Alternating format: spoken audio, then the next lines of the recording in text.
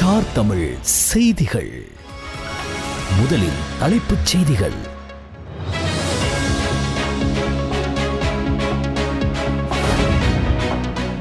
ஜனாதிபதி அனுரகுமார திசாநாயக்கவின் அழைப்பின் பேரில் இந்திய பிரதமர் நரேந்திர மோடி 3 நாள் உத்தியோகபூர்வ விஜயம்.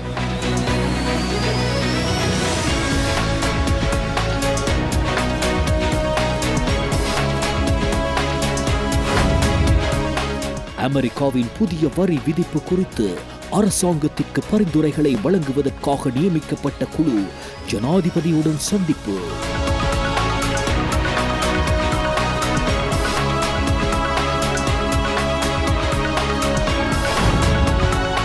அறுவடை செய்யப்பட்ட புத்தரிசியை கொண்டு ஜெயஸ்ரீ மாபோதிக்கு பூஜை செய்யும் தேசிய புத்தரிசி விழா ஜனாதிபதி தலைமையில் நடைபெற்றது.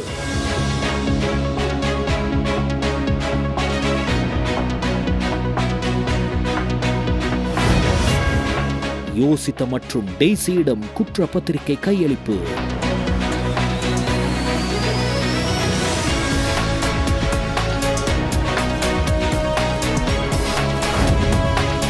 நிராகரிக்கப்பட்ட சுமார் 37 வேட்பு மனுக்களை மீண்டும் ஏற்றுக்கொள்ளுமாறு சம்பந்தப்பட்ட தேர்தல் அதிகாரிகளுக்கு மேன்முறையீட்டு நீதிமன்றம் உத்தரவிட்டது.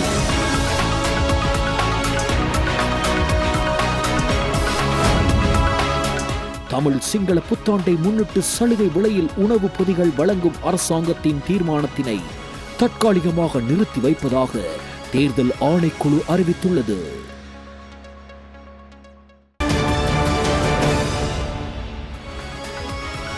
உள்நாட்டுச் செய்திகள்.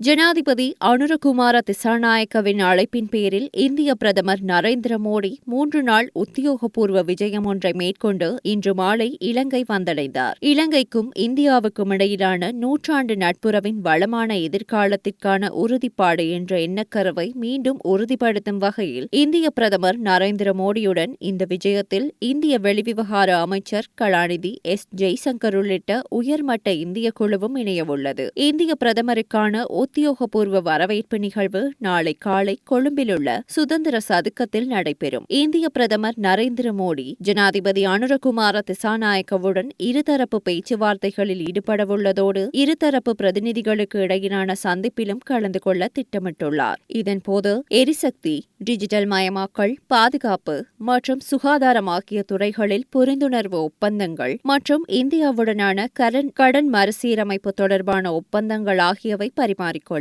இந்திய ஒத்துழைப்புடன் மேற்கொள்ளப்படும் சம்பூர் சூரிய மின் உற்பத்தி நிலைய திட்டம் ஆரம்பிப்பு, வெப்பநிலை மற்றும் ஈரப்பதத்தை கட்டுப்படுத்தக்கூடிய 5000 மெட்ரிக் டன் தம்புள்ள களஞ்சிய வளாகத்தின் நிர்மாணம், 5000 மத தளங்களின் கூரைகளில் சூரிய மின்கலங்களை நிறுவும் திட்டம் என்பன இந்திய பிரதமர் நரேந்திர மோடி ஆன்லைன் ஊடாக ஆரம்பித்து வைக்க உள்ளார். அதேபோல இந்திய பிரதமர் அனுராதபுரம் ஸ்ரீ மகாபோதிக்கு வழிபாடு மேற்கொள்ள இருப்பதுடன் இந்திய அரசாங்கத்தின் அன்பளிப்புடன் நிறுவப்பட்ட மகவ அனுராதபுரம் ரயில் சமிஞ்ஞை கட்டமைப்பு மற்றும் மறுசீரமைக்கப்பட்ட ரயில் பாதையை திறந்து வைக்கவும் திட்டமிடப்பட்டுள்ளது. நாளை மறுதினம் பிற்பகல் இலங்கைக்கான சுற்றுப்பயணத்தை நிறைவு செய்து கொண்டு இந்திய பிரதமர் நாட்டிலிருந்து புறப்பட்டு செல்வார். அமெரிக்காவின் புதிய வரி விதிப்பு குறித்து அரசாங்கத்திற்கு பரிந்துரைகளை வழங்குவதற்காக நியமிக்கப்பட்ட குழு மற்றும் ஜனாதிபதி அனுரகுமார் திசாநாயக்கவுக்கு இடையிலான சந்திப்பொன்று நேற்று பிற்பகல் ஜனாதிபதி அலுவலகத்தில் நடைபெற்றது. இந்த வரி விதிப்பு பின்னணி அடிப்படையிலும் சிறிய பொருளாதாரத்தை கொண்ட இலங்கை போன்ற நாடுகள் பாரிய அளவில் வரி விதிப்பதால் எதிர்கொள்ளும் பொருளாதார சவால்கள் குறித்தும் இங்கு விரிவாக ஆராயப்பட்டது. ஏற்பட்டிருக்கும் நிலை தொடர்பில் ஒரு நாடு என்ற வகையில் எவ்வாறு செயற்படுவது மற்றும் நிலைமையை எதிர்கொள்வதற்கான அடுத்த கட்ட நடவடிக்கைகள் குறித்தும் இதன் போது நீண்ட கலந்துரையாடல் இடம்பெற்றது. ஜனாதிபதியின் சிரேஷ்ட பொருளாதார ஆலோசகர் துமிந்த ஹுலங்கமுவ, நிதியமைச்சின் செயலாளர் மஹிந்த சிறிவர்தன, மத்திய வங்கி ஆளுநர் கலாநிதி நந்தலால் வீரசிங்க, வர்த்தக அமைச்சின் செயலாளர் ஏ. விமலேந்திர ராஜா, ஏற்றுமதி அபிவிருத்தி சபையின் தலைவர் மங்கள விஜயசிங்க, வெளிவகார அமைச்சின் பொருளாதார அலுவலக பணிப்பாளர் நாயகம் தர்ஷன பெரேரா உள்ளிட்டோர் இதில் கலந்து கொண்டனர்.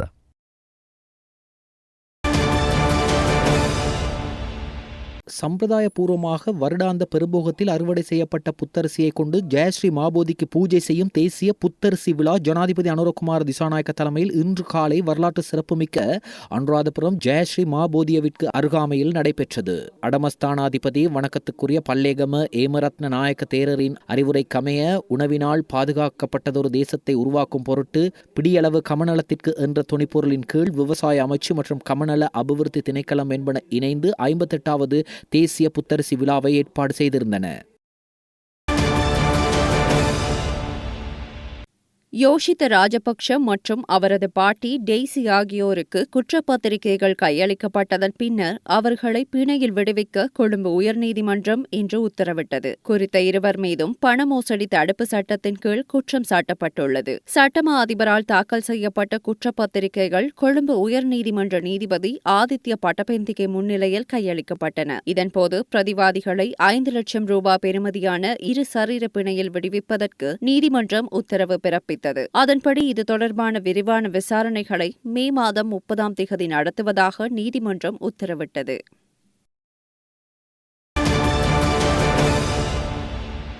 எதிர்வரும் உள்ளூராட்சி மன்ற தேர்தலுக்காக நிராகரிக்கப்பட்ட சுமார் 37 வேட்புமனுக்களை மீண்டும் ஏற்றுக்கொள்ளுமாறு சம்பந்தப்பட்ட தேர்தல் அதிகாரிகளுக்கு மேன்முறையீட்டு நீதிமன்றம் இன்று உத்தரவிட்டது. அங்கீகரிக்கப்பட்ட அரசியல் கட்சிகள் மற்றும் சுயேட்சை குழுக்கள் தங்கள் வேட்புமனுக்கள் நிராகரிக்கப்பட்டதை எதிர்த்து தாக்கல் செய்த ரீட் மனுக்களை ஆராய்ந்த பிறகு மேன்முறையீட்டு நீதிமன்றத்தின் பதில் தலைவர் முகமது லாஃபீர் தாயிர் மற்றும் KP பெர்னாண்டோ ஆகியோர் அடங்கிய மேன்முறையீட்டு நீதிமன்ற நீதிபதிகள் அமர்வு இந்த உத்தரவை பிறப்பித்தது.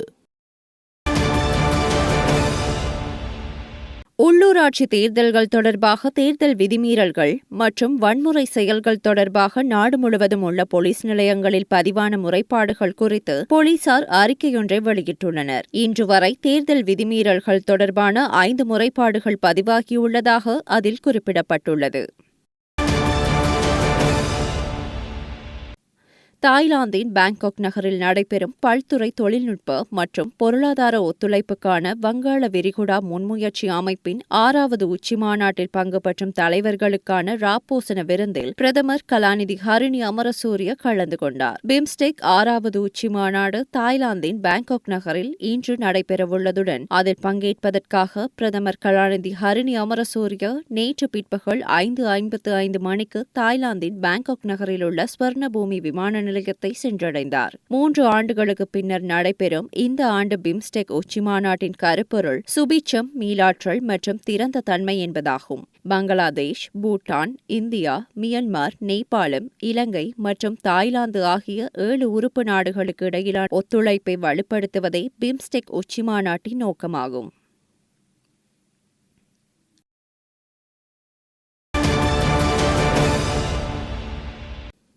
தமிழ் சிங்கள புத்தாண்டை முன்னிட்டு சலுகை விலையில் உணவுப் பொதிகள் வழங்கும் அரசாங்கத்தின் தீர்மானத்தை தற்காலிகமாக நிறுத்தி வைப்பதாக தேர்தல் ஆணைக்குழு அறிவித்துள்ளது. அதன்படி உள்ளூராட்சி மன்ற தேர்தலுக்கு பிறகு உணவுப் பொதியை வழங்க நடவடிக்கை எடுக்குமாறு ஜனாதிபதியின் செயலாளர் மற்றும் வர்த்தக வணிகம், உணவு பாதுகாப்பு மற்றும் கூட்டுறவு மேம்பாட்டு அமைச்சின் செயலாளர் ஆகியோருக்கு எழுத்துப்பூர்வமாக அறிவிக்கப்பட்டுள்ளது. அதன்படி 5000 ரூபாய் பெறுமதியான அத்தியாவசிய பொருட்கள் அடங்கிய பருவகால உணவுப் பொதியை 2500 ரூபாவுக்கு ஏப்ரல் 1ஆம் திகதி முதல் 13ஆம் திகதி வரை லங்கா சதொச மற்றும் கூட்டுறவு விற்பனை நிலையங்கள் மூலம் விநியோகிக்க திட்டமிடப்பட்டது. இந்நிலையில் இத்திட்டத்தை தற்போது இடைநிறுத்தி வைப்பதாக தேர்தல் ஆணைக்குழு அறிவித்துள்ளது.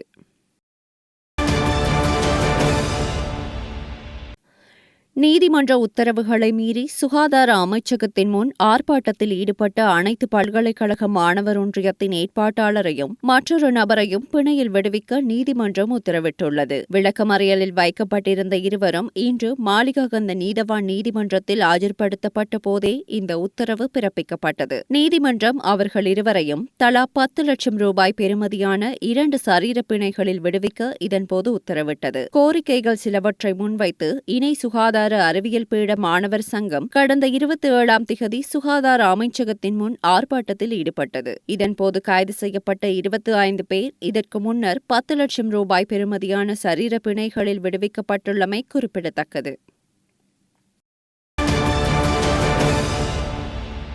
இன்றைய நிலவரப்படி உலகின் அனைத்து நாடுகளிற்குமான புதிய இறக்குமதி வரியை ஐக்கிய அமெரிக்க குடியரசு அறிவித்துள்ளது. வர்த்தக நிலுவையை கொண்டுள்ள நாடுகளிற்கு அமெரிக்கா அதிகளவு வரிகளை விதித்துள்ளது. இலங்கையிலிருந்து அமெரிக்காவிற்கு ஏற்றுமதி செய்யப்படும் பொருட்களுக்கு 44% வரி விதிக்கப்பட்டுள்ளது. முழு நாட்டையும் ஜனாதிபதி தலைமையிலான அரசாங்கத்தையும் கவலையடைய செய்துள்ள இந்த விடயம் குறித்து பல மாதங்களுக்கு முன்னரே நாம் எச்சரித்திருந்தோம். இருந்தபோதிலும் அரசாங்கம் இது தொடர்பில் கவனம் செலுத்தவில்லை. இது தொடர்பில் பாராளுமன்றத்தில் பேசும்போது ஒளிவாங்கியை துண்டித்து எம்மை பரிகசித்து தற்காலிக மகிழ்ச்சியை அரசாங்கம் பெற்றுக் கொண்டதென எதிர்க்கட்சித் தலைவர் சஜித் பிரேமதாச தெரிவித்தார். தொலைதூரம் காண்போம், அணி திரள்வோம், எதிர்காலத்தை கட்டியெழுப்புவோம் எனும் தொனிப்பொருளில் ஐக்கிய மக்கள் சக்தியின் வருடாந்த மாநாடு நேற்று கொழும்பு ஐட் பார்க் மைதானத்தில் மிகவும் வெற்றிகரமாக இடம்பெற்றது. இதில் கலந்து கொண்டு மாநாட்டு உரையை நிகழ்த்தும் போதே எதிர்க்கட்சித் தலைவர் சஜித் பிரேமதாச இவ்வாறு தெரிவித்தார். நமது நாட்டின் மீது 44% வரியை விதித்ததன் மூலம் நமது நாட்டின் ஏற்றுமதி பெறுமதி ஆபத்தில் சிக்கியுள்ளது. குறிப்பாக ஆடைத்துறை பெரும் நெருக்கடியை சந்தித்து வருகிறது. இதன் காரணமாக ரணசிங்க பிரேமதாச அவர்களால் நிறுவப்பட்ட 200 ஆடை தொழிற்சாலைகளும் எமது நாட்டின் ஏற்றுமதி துறையை நம்பி வாழும் லட்சக்கணக்கான மக்களின் வேலை வாய்ப்புகளும் ஆபத்தில் காணப்படுகின்றன. அரசாங்கம் இவற்றை கருத்தில் கொள்ளாது செயற்பட்டு வருகின்றன. அரசாங்கம் வளமையான பொய்களை கூறி மக்களை மீண்டும் மீண்டும் ஏமாற்றி வருகிறது என எதிர்க்கட்சித் தலைவர் சஜித் பிரேமதாச இதன் போது தெரிவித்தார்.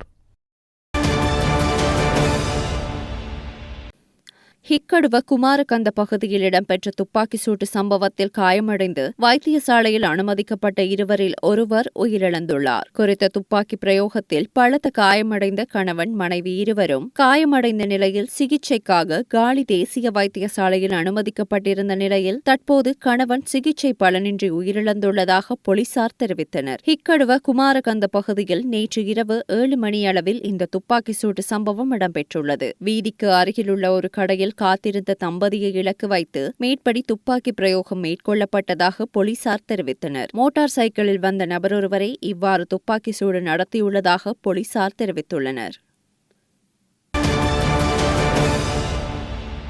2025 ஆண்டின் முதல் 3 மாதங்களில் மாத்திரம் 590க்கும் மேற்பட்டோர் வீதி விபத்துகளில் உயிரிழந்துள்ளதாக போலீசார் தெரிவித்துள்ளனர். கொழும்பில் நேற்று நடைபெற்ற ஊடகவியலாளர் சந்திப்பின் போதே போக்குவரத்து பிரிவின் தலைவரான பிரதி போலீஸ் மா அதிபர் இந்திக அப்புகொட இந்த தகவலை வெளியிட்டார். இந்த ஆண்டு ஜனவரி முதல் மார்ச் வரை 565 மரண விபத்துக்கள் பதிவாகியுள்ளதாகவும் இதன் விளைவாக 592 பேர் உயிரிழந்துள்ளதாகவும் தெரிவித்தார். எதிர்வரும் தமிழ் சிங்கள புத்தாண்டு காலத்தில் வீதி விபத்துக்களை குறைக்க நடவடிக்கை எடுக்கப்பட வேண்டும் என்றும் பொதுமக்கள் எச்சரிக்கையாக இருக்க வேண்டும் என்றும் அவர் வலியுறுத்தினார். நாடு முழுவதும் வீதி விபத்துக்களில் சராசரியாக தினமும் 7 முதல் 8 பேர் வரை இறக்கின்றனர் என்றும் அவர் சுட்டிக்காட்டினார். வெலிக்கடை போலீஸ் நிலையத்தில் தடுத்து வைக்கப்பட்டிருந்த இளைஞரொருவர் திடீர் சுகவீனம் காரணமாக வைத்தியசாலையில் அனுமதிக்கப்பட்ட நிலையில் உயிரிழந்துள்ளதாக வெலிக்கடை போலீசார் தெரிவித்துள்ளனர். உயிரிழந்தவர் பதுளை மீகஹவுளவை சேர்ந்த எம் சத்சர நிமேஷ் என்ற 26 வயதுடைய நடன கலைஞர் மற்றும் விளம்பர நடிகர் எனவும் விசாரணைகளில் தெரியவந்துள்ளது. வெலிக்கடை பகுதியில் உள்ள ஒரு வீட்டிற்குள் நுழைந்ததாக கூறி அப்பகுதி மக்கள் 119 என்ற அவசர பிரிவிற்கு அழைத்து குறித்த இளைஞனை போலீசாரிடம் ஒப்படைத்தனர். போலீசாரால் தடுத்து வைக்கப்பட்டிருந்த அவர் திடீர் சுகவீனம் காரணமாக முள்ளேரியா வைத்தியசாலையில் அனுமதிக்கப்பட்ட பின்னர் உயிரிழந்துள்ளதாக தெரிவிக்கப்படுகின்றது. இச்சம்பவம் தொடர்பாக போலீஸ் அதிகாரிகள் உட்பட 20 பேரிடம் வாக்குமூலம் பதிவு செய்யப்பட்டுள்ளதாக நுகேகொடை குற்றப்புலனாய்வு பிரிவு தெரிவித்துள்ளது. இந்நிலையில் குறித்த இளைஞன் வெலிக்கடை போலீஸ் நிலையத்தில் சித்திரவதைக்கு உள்ளாகி உயிரிழந்ததாகவும் இளைஞனுக்கு நீதி கிடைக்க வேண்டும் என சிறை கைதிகளின் உரிமைகளை பாதுகாக்கும் குழுவின் நிர்வாக பணிப்பாளர் சட்டத்தரணி சேனக பெரேரா பதில் போலீஸ் மா அதிபரிடம் எழுத்து மூல கோரிக்கை ஒன்றை விடுத்துள்ளார். இந்திய பிரதமர் நரேந்திர மோடியின் இலங்கை விஜயத்தை முன்னிட்டு கொழும்பு உள்ளிட்ட சில பகுதிகளில் செயற்படுத்தப்படவுள்ள விசேட போக்குவரத்து திட்டம் குறித்து போலீஸ் ஊடக பிரிவு விசேட அறிக்கை ஒன்றை வெளியிட்டது. கொழும்பு மற்றும் சில புறநகர் பகுதிகளுக்கான போக்குவரத்து திட்டம் குறித்து இதற்கு முன்னரும் அறிவிக்கப்பட்டிருந்தது. பிரதமர் இன்று பிற்பகல் வரவுள்ளதால் கொழும்பு கட்டுநாயக்க அதிவேக வீதி மற்றும் பேஸ்லைன் வீதி இன்று மாலை 6 மணி முதல் இரவு 10 மணி வரை பல சந்தர்ப்பங்களில் மூடப்படவுள்ளது. இந்த காலகட்டத்தில் கட்டுநாயக்க சர்வதேச விமான நிலையத்திற்கு வருபவர்கள் இந்த வீதிகள் மூடப்படுவதை கருத்தில் கொண்டு தங்கள் பயணத்தை வழியை திட்டமிடவும் அறிவுறுத்தப்பட்டுள்ளனர். காளிமுகத்திடல், சுதந்திர சதுக்கம் மற்றும் பத்திரமுள்ள அப்பேகம பிரதேச பகுதிகளில் உள்ள வீதிகள் நாளை 5ஆம் திகதி பல சந்தர்ப்பங்களில் மூடப்பட உள்ளன. இதனால் ஏற்படும் சிரமத்தை தவிர்க்க மாற்று வீதிகளுக்கு திரும்பி விடுமாறு போக்குவரத்து அதிகாரிகளுக்கு அறிவுறுத்தப்பட்டுள்ளது. இந்திய பிரதமர் நாட்டை விட்டு வெளியேறும் 6ஆம் திகதி காலை 7 மணி முதல் 10:30 மணி வரை அனுராதபுரம் நகரின் முக்கிய வீதிகள், ஜெயஸ்ரீ மாபோதி மற்றும் ரயில் நிலையத்திற்கு அருகில் பிரதான வீதியை அவ்வப்போது மூட நடவடிக்கை எடுக்கப்பட்டுள்ளது. அன்றைய தினம் புனித தலத்திற்கு வருகை தரும் பக்தர்கள் எந்தவித சிரமமும் இல்லாமல் தங்கள் நடவடிக்கைகளை முன்னெடுக்க முடியும் என்பதை உறுதி செய்வதற்காக போக்குவரத்து அதிகாரிகள் பொருத்தமான வகையில் மாற்று வீதிகளுக்கு வழிகாட்டுவார்கள் எனவும் குறிப்பிடப்பட்டுள்ளது. மாகாண சுகாதாரத்துறை மற்றும் பிராந்திய சுகாதார அதிகாரிகள் அலுவலகங்களின் பிரதானிகள் மற்றும் அதிகாரிகளுக்கான கொள்முதல் குறித்த விழிப்புணர்வு செயலமர்வு நேற்றைய தினம் திருகோணமலை மாகாண சுகாதார சேவைகள் பணியாளர் அலுவலகத்தில் நடைபெற்றது. கிழக்கு மாகாண ஆளுநர் பேராசிரியர் ஜெயந்தலால் ரத்னசேகர் இதனை நடத்தி வைத்தார். இதன்போது கிழக்கு மாகாண சுகாதாரத்துறைக்கு பொருட்களை அல்லது சேவைகளை வாங்குதல் அல்லது பெறுதல் விடயங்கள் குறித்து இங்கு தெளிவுபடுத்தப்பட்டன. இந்நிகழ்வில் ஆளுநரின் செயலாளர் JS அருள்ராஜ், கிழக்கு மாகாண சுகாதார அமைச்சின் செயலாளர் HEMW திசாநாயக்க மற்றும் மாகாண சுகாதார பணியக மற்றும் பிராந்திய சுகாதார சேவைகள் பணியகத்தின் பணியாளர்கள் மற்றும் சக அதிகாரிகள் என பலரும் பங்கேற்றனர். 7 அத்தியாவசிய உணவுப் பொருட்களின் விலைகளை குறைக்க லங்கா சதோச நிறுவனம் முடிவு செய்துள்ளது. இதன்படி பெரிய வெங்காயம், டின் மீன், சிவப்பு சீனி, பருப்பு, நாட்டரிசி, கோதுமை மா மற்றும் சிவப்பு பச்சை அரிசி ஆகியவற்றின் விலைகள் குறைக்கப்படும் என சதோச நிறுவனம் தனது அறிக்கையில் தெரிவித்துள்ளது. சதோச நிறுவனத்தின் தீர்மானத்திற்கு அமைய பெரிய வெங்காயம் 1 கிலோகிராமின் விலை 30 ரூபாவால் குறைக்கப்பட்டு அதன் புதிய விலை 140 ரூபாவாகும். டின்மீன் 425 கிராமின் விலை 25 ரூபாவினால் குறைக்கப்பட்டு அதன் புதிய விலை 395 ரூபாவாகும். மேலும் சிவப்பு சீனி 1 கிலோகிராமின் விலை 22 ரூபாவினால் குறைக்கப்பட்டு அதன் புதிய விலை 255 ரூபாவாகும். சிவப்பு பருப்பு 1 கிலோகிராமின் விலை 15 ரூபாவினால் குறைக்கப்பட்டுள்ளதுடன் அதன் புதிய விலையாக 265 ரூபாய் அறிவிக்கப்பட்டுள்ளது. நாட்டு அரிசியின் விலை கிலோகிராமிற்கு 7 ரூபாவால் குறைக்கப்பட்டு அதன் புதிய விலை 213 ரூபாவாகும். மேலும் கோதுமை மா 1 கிலோகிராமின் விலை 7 ரூபாவால் குறைக்கப்பட்டு அதன் புதிய விலை 155 ரூபாவாகும். அத்துடன் சிவப்பு பச்சை அரிசியின் விலை 3 ரூபாவால் குறைக்கப்பட்டுள்ளதுடன் அதன் புதிய விலை 217 ரூபாவாக அறிவிக்கப்பட்டுள்ளது. கிரிபாவ போலீஸ் பிரிவில் வீடொன்றிற்குள் புகுந்து வீட்டில் இருந்தவர்களை அச்சுறுத்தி பணத்தை கொள்ளையடித்து சென்ற சம்பவத்துடன் தொடர்புடைய 2 சந்தேக நபர்களை போலீசார் கைது செய்துள்ளனர். சந்தேக நபர்கள் இருவரும் மாத்தறை பிரதேசத்தில் வைத்து கைது செய்யப்பட்டதாக கிரிபாவ போலீசார் தெரிவித்தனர். சந்தேக நபர்கள் கடந்த 2ஆம் திகதி வீடொன்றிற்குள் புகுந்து வீட்டில் இருந்தவர்களை அச்சுறுத்தி பணம் மற்றும் தங்க நகைகளை கொள்ளையிட்டு சென்றுள்ளதாக கிரிபாவ போலீஸ் நிலையத்தில் முறைப்பாடு பதிவு செய்யப்பட்டிருந்தது. இதற்கமைய கல்கமுவ மற்றும் மாத்தறை பிரதேசங்களில் வசித்து வரும் 32 மற்றும் 37 வயதுடைய இருவரே இவ்வாறு கைது செய்யப்பட்டனர். கொள்ளையடித்து செல்லப்பட்ட 1,87,200 ரூபாய் பணம், தங்க நகை மற்றும் 2 கையடக்க தொலைபேசிகளை போலீசார் கைப்பற்றியுள்ளனர். சம்பவம் தொடர்பான மேலதிக விசாரணைகளை கிரிபாவ போலீசார் முன்னெடுத்து வருகின்றனர்.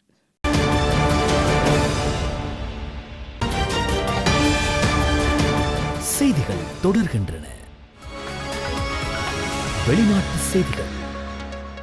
தென்கொரிய ஜனாதிபதி யுன் சுக் யோல் மீதான பதவி நீக்கம் தீர்மானத்தை அந்நாட்டின் அரசியலமைப்பு நீதிமன்றம் இன்று உறுதி செய்தது. வழக்கை மேற்பார்வையிட்ட நீதிபதிகள் குழு யூனின் பதவி நீக்க தீர்மானத்தை ஒருமனதாக உறுதி செய்துள்ளனர். அதற்கமைய தென்கொரிய ஜனாதிபதி உடன் அமுலாகும் வகையில் பதவி நீக்கம் செய்யப்படுவதாக அறிவிக்கப்பட்டுள்ளது. மேலும் புதிய ஜனாதிபதியை தேர்வு செய்வதற்காக 60 நாட்களுக்குள் புதிய தேர்தலை நடத்த வேண்டும். விசாரணையின் போது அரசியலமைப்பு நீதிமன்ற நீதிபதி இருதரப்பினர் வாதங்களையும் வாசித்தார். யூன் ராணுவ சட்டத்தை அமுல்படுத்திய போது நடைமுறைகளை பின்பற்றவில்லை என்று நீதிமன்றம் கண்டறிந்துள்ளது. தேர்தல் நடைபெறும் காலம் வரையில் தற்போதைய பிரதமர் பதில் ஜனாதிபதியாக செயற்படவுள்ளமை குறிப்பிடத்தக்கது. உலக நாடுகளுக்கு பரஸ்பரம் வரி விதிப்பு செய்வதாக ட்ரம்ப் அறிவித்த நிலையில் உலகம் முழுவதும் பங்கு சந்தைகள் வீழ்ச்சியை சந்தித்துள்ளன. அமெரிக்க சந்தையில் பொருட்களை விற்பனை செய்யும் நாடுகளுக்கு கூடுதல் வரி விதிக்கப் போவதாக ட்ரம்ப் தினமும் எச்சரிக்கை விடுத்து வந்தார். கூறியபடியே உலகின் 180 நாடுகளுக்கு வரி விதிப்பை அறிவித்து அமல் செய்ய உத்தரவிட்டுள்ளார். வரி விதிப்பால் அமெரிக்காவுக்கு ஏற்றுமதி செய்யும் நாடுகள் கடுமையாக பாதிக்கப்படும் நிலை ஏற்பட்டுள்ளது. இதனால் உலகம் முழுவதும் பங்கு சந்தைகள் வீழ்ச்சியடைந்துள்ளன. ஜப்பானின் காசாவின் பங்கு சந்தையில் 4% வீழ்ச்சி காணப்பட்டுள்ளது. ஆஸ்திரேலியாவின் ASX 200 பங்கு சந்தை 2% வீழ்ச்சி அடைந்துள்ளன.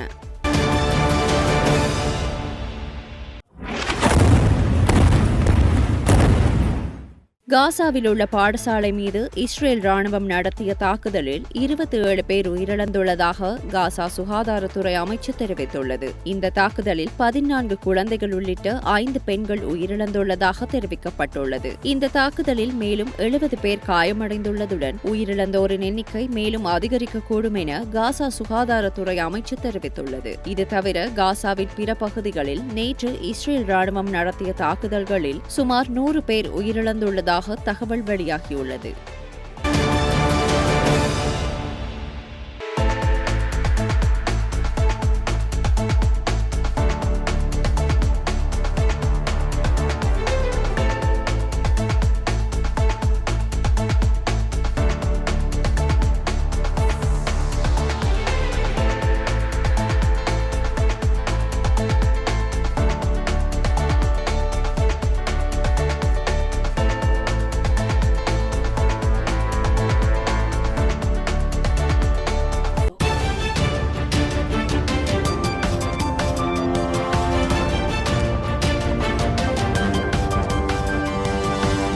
ஸ்டார் தமிழ் செய்திகள் இத்துடன் நிறைவடைகின்றன.